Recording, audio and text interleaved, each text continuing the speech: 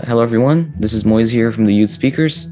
A lot of us Canadians have studied the unfortunate history behind the unfair and often cruel treatment of the First Nations community by the early European settlers and later on the early Canadian government. Even today, Canadian society still has a long way to go. Joining me in today's session to talk about this is Mr. Michael Etherington. Mr. Etherington has spoken at TEDx.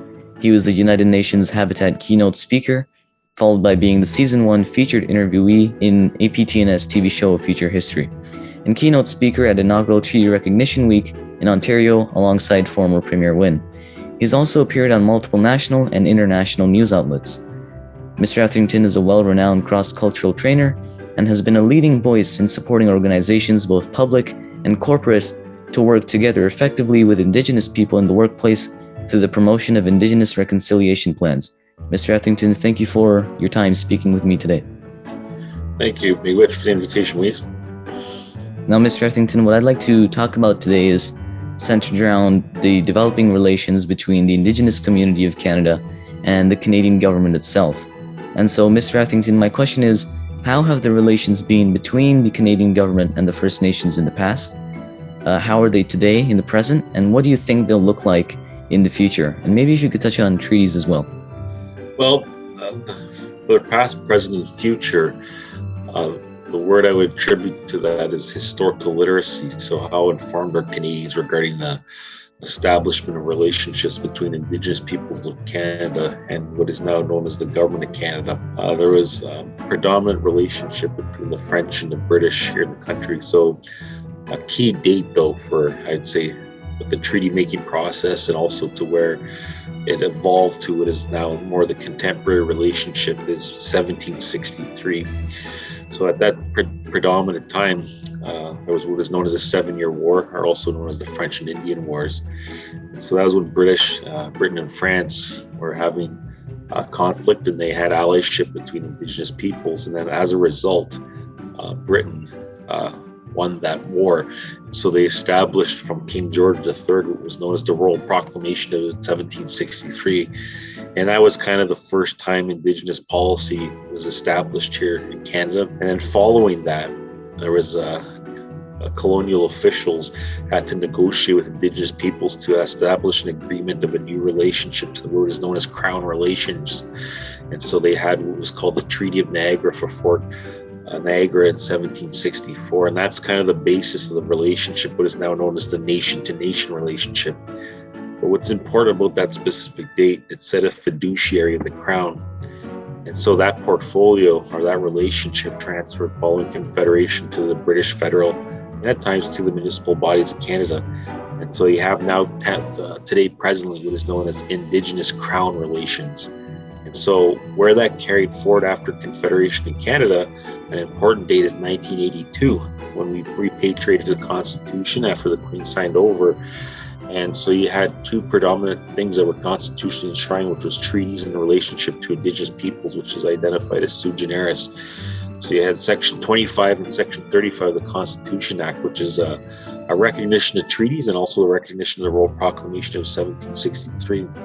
Now, what's important to highlight about where we are today in the present is the contemporary challenges about how treaties are being honored. So is the Crown honoring its fiduciary duty? And also, too, are Canadians informed as their relationship being treaty people? So in all of Canada, we are treaty people.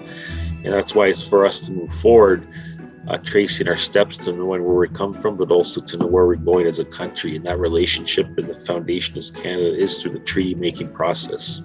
And so I would say for us moving forward, between all institutions, public and corporate, and also for Canadian society as a whole, is to hold each other accountable, but also to ensure that the relationships are moving forward in a manner where you have truth, reconciliation, and coincide with an additional term, justice. Because there has been a huge injustice that has been impacted Indigenous peoples, more specifically with the residential school system, the child welfare policies in the 60s scoop, and then ongoing how that influences some of the contemporary challenges. And so right now, to date, there's only, I believe, around 13 of the 94 calls to action fulfilled. And so I would say to be informed is to not only just reference the Truth and Reconciliation Report to hold the government accountable fulfilling the impacts of the legacies and the colonial policies that still influence contemporary institutions, but also on the international stage, the United Nations Declaration on the Rights of Indigenous Peoples. So there's 46 articles that are identified for the individual collective rights of Indigenous peoples, but it's not also directed towards nation states. It's how to facilitate relationships and best practice in your day-to-day interactions.